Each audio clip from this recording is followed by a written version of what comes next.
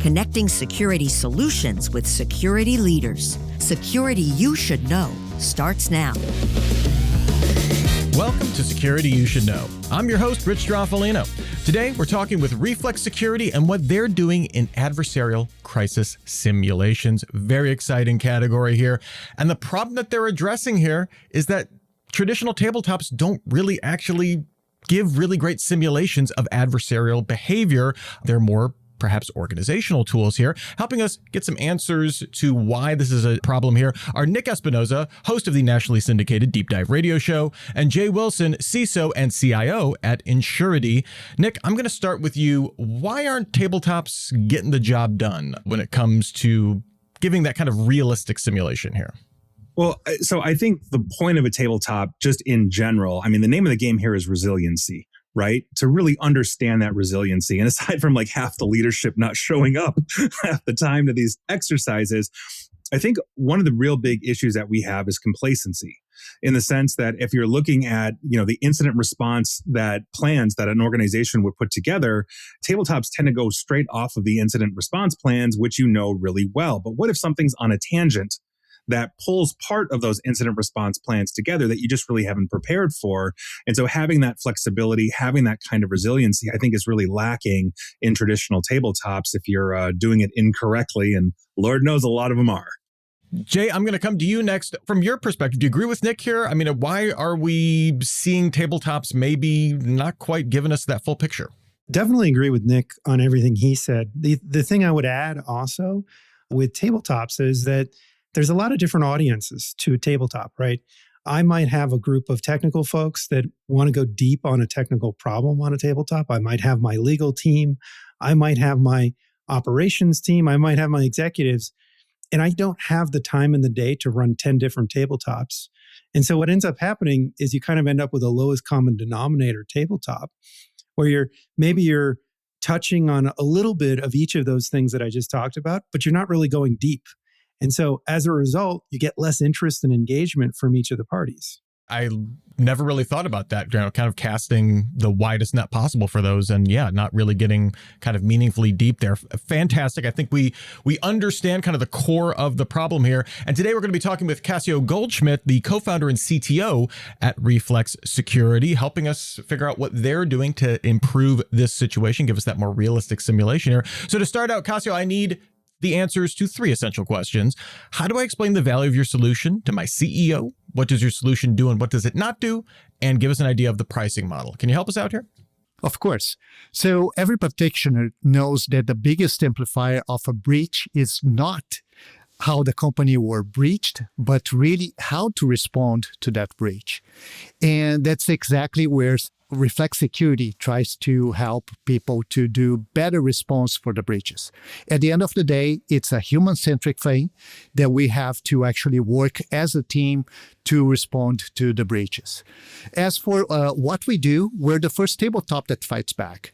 Tabletops started in the 800s, and basically at that time was a game where general plays against general.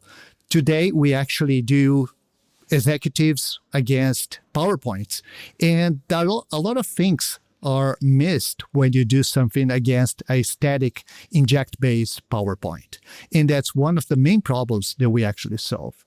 The other question is about the pricing model. And that's actually the best thing, in my opinion, because we solve three scarce assets: time, personnel, and budget. For budget, the price of one tabletop, you can do as many as you want. For personnel, you can do tabletops with smaller teams because agents can take the spot of people who are not there. And for the time, it just takes a few minutes to generate the tabletop scenarios and also the reports. All right. Well, we've gotten a taste. We've gotten kind of that overview there, those preliminaries. That's fantastic. But I'm sure there are still a lot of questions from our panelists. So, Jay, I'm going to start with you. What other questions do you have for Cassio about Reflex Security? Cassio, what problems are you trying to solve at its core? We talked about a few different issues that Nick and I face. But when you set out to build this company, what was the kind of like, okay, I can solve this business problem? And I like to elevate it from a security problem to a business problem because security is part of the business, right? Yes. So From my experience as a former CISO, what happens with a tabletop is that you just discuss the incident response plan and you really don't simulate things. So you're actually missing quite a lot. So for example, when you simulate things, you're going to see things such as responsibility overload. You're going to see fail to escalate, fail in communication, and all those things that you mentioned, Jay, about the tabletop being important to actually simulate things for legal, for support, and get everyone involved is another thing that you solve with a agentic solution. Is there a KPI that would reflect those things? So if I were able to move from one place to another, what would that KPI be? What needle am I pushing with your product? So, for example, you have things such as using the right terminology in order to actually determine what's going on during an incident. So, a lot of times, people like us have to deal with a third-party incident. And then when a customer asks, we throw the third party under the bus saying the third party was hacked. And that was not the right thing to say, right, while they're investigating an incident. When you actually simulate an incident, you have things such as responsibility overload that when you do a tabletop, you don't see. Or when there is a real incident happening, somebody takes over, has this dominant type of persona that is actually very counterproductive for the rest of the team. So while the KPIs that traditionally we try to get during an incident are things such as time to contain, time to detect, you get all the other things related to the group dynamics that you cannot get with the traditional tabletop. Nick, get in there. I'm sure you have some questions here. What do you want to hear more about from Cassio? Yeah. So I think one of the most interesting things thus far, as I was just going through all your literature, everything, your site, et cetera, is that you're really heavily leveraging artificial intelligence. And we all know we do love ourselves some artificial intelligence until they turn Terminator. But I want to know, like, if an AI basically can now essentially just generate insanely realistic scenarios from public OSINT, are we then just kind of entering an era where every single company's attack surface is also going to be its training curriculum? When we have an absolute multitude of scenarios that AI can throw out, what really is making that relevant then to the clients to keep it focused? Yeah, I think what we see right now is with Cloud Mythos and so on, a lot more attacks are going to happen. And those attacks are going to be very different. And sometimes we're going to be dealing with multiple attacks, not only against us, against our subprocessors. And that's where I think there's a value on preparing for this kind of attacks using AI, because AI can find things that are blind spots that are out there. And that's exactly the type of information that attackers are going to be leveraging in order to attack companies. Right. And on the flip side of the AI side is the human side of this, right? And as far as I understand from your organization, you're measuring human crisis behavior, right? Everything from escalation, communication, leadership, decision-making, all this kind of stuff. So what have you as a company basically like learned about the difference between teams that actually know the plan and teams that actually are able to execute under pressure when it comes to all of these various scenarios? We actually found two things. One is some teams panic and some other team actually choke. And people use this kind of things interchangeably, but they are not, right? Panic happens when people know too little. They're not prepared and they just freeze, or they actually go back to their primal instincts of what to do because of that. So for example, going and shutting down a system prematurely is one of the examples that we've seen. The other one's choking, right? Is when teams actually know what they need to do, but then they start discussing and they never do anything. The analysis paralysis. And we actually can see those things when we simulate a realistic and engaged tabletop. Cassio, have you considered where this could lead, especially on the AI front? When I think about your product, what it makes me think about is, why couldn't a company help me build an AI agent response approach to the problems that you're witnessing with the human behavior that Nick just outlined, right? Could I plug in a set of AI agents? Could you help me design a set of AI agents that would respond better than a human team? Yes. I think AI can be an excellent co-pilot to respond to things, but there's always the human touch, right? At the end of the day, AI is going to displace a lot of the products that we have, a lot of, unfortunately, a lot of people that we have, but the high-stake decision still remains with people. And when you have different type of customers, even your response to them are going to be different depending on what those customer means to your business, what they mean to society, right?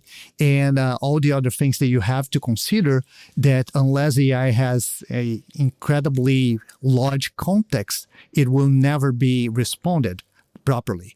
And that's where humans need to be trained in order to do the best job.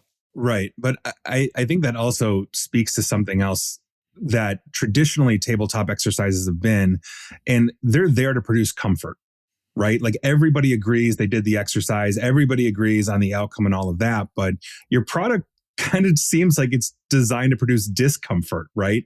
Yes. So how much psychological stress is just actually useful before it becomes counterproductive? You mentioned like when we panic because we don't have enough information, we might go into shutdown mode and all of that. But where's the balance between just creating that discomfort, that sense of urgency and all of that versus something that's actually effective? Yes. I think we should make the training harder than actually the reality, right? And people who use the product, they actually reported saying, hey, this really feels real. This made my heart beat faster. And when I see, for example, a social media post they're stimulated from a customer or from somebody on the internet, it really makes me more nervous about it. And that is exactly what happens when you have an incident. And that's how you should train in order to get the best results. I like that mantra. We should make training harder than reality. I'm sure my staff would have something to say about that given my phishing simulation tests that I run on them. But the other question I had for you was wrapped around how we're seeing AI transform attack surface management and kind of automate pen testing on the other side of the business, and how that could potentially interface with what you're doing on the tabletop front. In other words, we're moving from an era where I hire a company and a human to go do pen testing to hiring a piece of software to continuously test my surface area. And it's actually as good or better in many cases from what I've seen. And I don't know about your experience, Nick, but that's what I'm starting to see in the space. Yeah. And I'm curious how that can interface and or maybe provide more value in the context of tabletop, because I think of tabletop today as I'm doing this. It's an annual tabletop. We're getting people familiar with the process. But the reality is we have a lot of different surface areas. I have a lot of different teams. And maybe it's more about taking tabletop and elevating it across the business as opposed to going back to the compliance need of doing a tabletop. You're absolutely right. And that's what a system or a platform like Reflex Security can help you with. You can run different tabletops for different audiences, and you don't need the entire set of employees in order to run one. For example, if you want to run a technical tabletop for your incident responders, you might have a external counsel, for example, that is an agent that people have to consult, make sure that whatever they are doing is according to the legal procedures that the company has to follow. Or you can have a tabletop for your privacy team where an agent will be the incident responder and will respond to things in plain English. So if you want, you can separate the teams. You can make people actually work together or not. And you can run as many times as you want. So at the end of the day, you end up getting better results because you can actually mix and match or train the people in specific areas that you want. We've got time for one more question from the panel. Yeah, well, I just actually have a tangent to that I think is actually kind of important just to riff here, because one of the things that you're offering essentially is automated after action reports, right? And that has to be a rather objective thing for the AI to put out based on whatever its analysis is. But the questions that have already been asked, but is there a danger here that security leaders can start optimizing for the score that the AI would give them rather than kind of the wisdom that should come in learning the actual objective, the response to it? Yes. And I think, anybody who did traditional tabletops actually kind of know what the next question is going to be. Just instinctively, we've been there. We know what happens in a ransomware attack and so on. Reflex security is adaptive. So it really depends on what the team does, what they discuss, and things like that the AI agents will adapt and will come up with a different curveball for people to actually deal with, right? Think of it like a chess game. The first movement might be very similar, but after that, it just goes in very different ways, even if you play the same scenario. All right, Cassio, what's one thing we didn't ask about that we need to know? There's so many things I wish we had time to talk, but one of them is that the platform is human-centric. Besides the web platform where you actually send emails, you see social media posts and so on, we also have a component that is based on a video conference. So an agent actually joins the video conference and will help to co-pilot this tabletop, and she will listen to everything that people are saying and doing in the platform, all the research, mitigation, response to emails, and will actually move things forward. So that's one of the things that I wish we had more time to talk about. Well, we would love to have you back, Cassio, and very excited by what I'm hearing today. I think this is a really exciting space and some really fantastic opportunities here to kind of shake things up with what we think a tabletop is capable of and really what we can expect out of it. That's just about it for this episode of Security You Should Know. To learn more, head on over to reflexsecurity.io. If you have any feedback for this show, send it to us, feedback@cisoseries.com. A huge thank you to Nick and Jay for helping us learn more about what Reflex Security is all about. And thank you, Cassio, for your time and being game to answer all of these questions. And thank you for listening to Security You Should Know. That wraps up another episode of Security You Should Know. If you like this program, please subscribe, tell your friends, and leave us a review. All companies showcased on this program are sponsors of CISO Series. If your company would like to be spotlighted and interviewed by our security leaders, go to our contact page on cisoseries.com or just email us at info@cisoseries.com. Thank you for listening to Security You Should Know, connecting security solutions with security leaders.